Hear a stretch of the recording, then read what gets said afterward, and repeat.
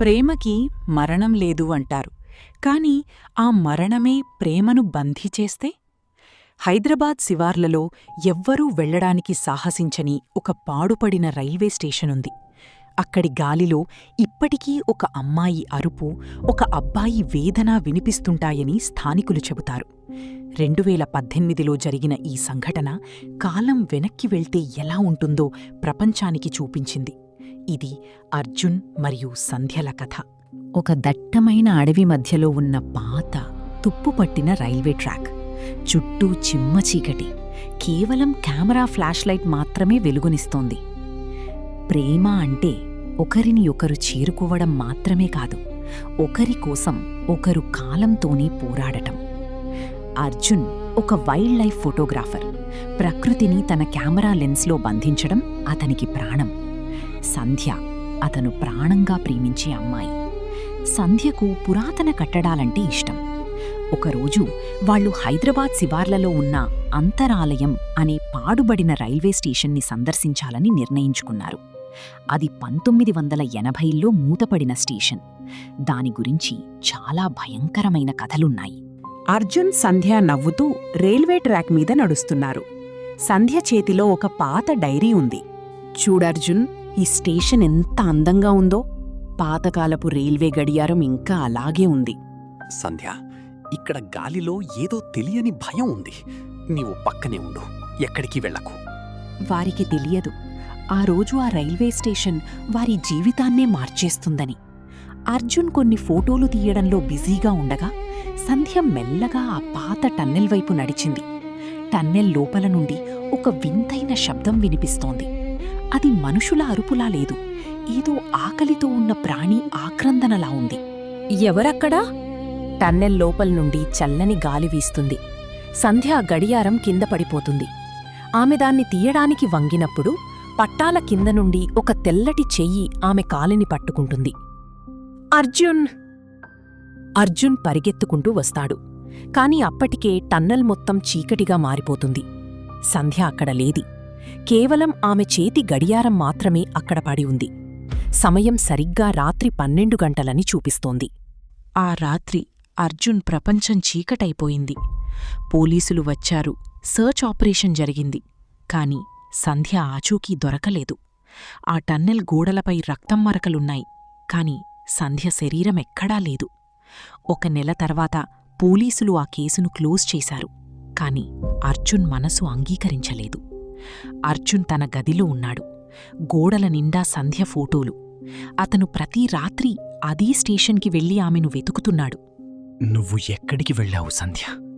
నీవు చనిపోలేదు, నాకు తెలుసు. అర్జున్ కెమెరాలో చూస్తుండగా అతను ఆ టన్నెల్లో తీసిన ఒక ఫోటోలో సంధ్య కనిపిస్తుంది. ఆమె వెనుక ఒక వికృతమైన నీడ ఉంది. ఆ నీడ సంధ్య మెడను పట్టుకుని ఉంది. అప్పుడే అర్జున్కు అర్థమైంది, సంధ్య మరణించలేదు, ఆమె కాలం అనే చక్రంలో బందీ అయింది. ఆ పాత స్టేషన్ వెనుక ఏదో ఒక అతీంద్రియ శక్తి ఉంది. అది కేవలం ప్రాణాలను మాత్రమే కాదు, ఆత్మలను కూడా బంధిస్తుంది. అర్జున్ తన కెమెరాను, ఒక పాత ఫ్లాష్ లైట్ని తీసుకుని మళ్లీ ఆ టన్నెల్లోకి అడుగుపెట్టాడు. ఈసారి భయం లేదు, కేవలం పట్టుదల మాత్రమే ఉంది. టన్నెల్ లోపలికి వెళ్లే కొద్దీ గోడల నుండి వింతైన శబ్దాలు వస్తున్నాయి. అవి మనుషుల అరుపులు కాదు, 1000 ఏళ్లుగా ఇక్కడ బందీలుగా ఉన్న ఆత్మల మూలుగులు. సంధ్య, నేనొచ్చేశాను, ఎక్కడున్నావు? అకస్మాత్తుగా టనెల్ లోపల ఒక మంచు వంటి పొగ కమ్ముకుంటుంది. సంధ్య కనిపిస్తుంది, కాని ఆమె రూపం మారిపోయింది. ఆమె కళ్ళు పూర్తిగా నల్లగా ఉన్నాయి. శరీరం నుండి నీలిరంగు కాంతి వస్తుంది. అర్జున్ ఆమె వైపు పరిగెత్తాడు, కాని మధ్యలో ఒక అదృశ్య గోడ అడ్డుకుంది. అది ఆ టన్నెల్ని రక్షిస్తున్న షాడో ఎంటిటీ. అది సంధ్యను తన వశంలో ఉంచుకుంది. సంధ్యను విడిపించాలంటే ఆ ఆత్మను శాంతింపజేయాలి, లేదా దానిని అంతం చేయాలి. ప్రేమకు మించిన ఆయుధం లేదు. అర్జున్ తన కెమెరా నుండి వచ్చిన వెలుగును కాకుండా తన మనసులోని ప్రేమను శక్తిగా మార్చాడు. అతను సంధ్య చేతిని పట్టుకోవడానికి ప్రయత్నిస్తూ, మనం ఎప్పటికీ విడిపోము అని గట్టిగా అరుస్తాడు.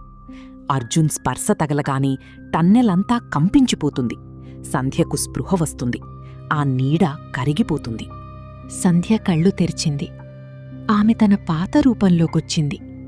కాని ఆమె శరీరం పారదర్శకంగా మారుతోంది. ఆ ఆత్మబంధం తెగిపోయింది. కాని ఈ ప్రపంచంలో ఆమె ఉండడానికి అవకాశం లేదు. సంధ్య అర్జున్ కళ్లలోకి చూసి చిరునవ్వు నవ్వింది. అర్జున్, నేనిప్పుడు స్వేచ్ఛగా ఉన్నాను.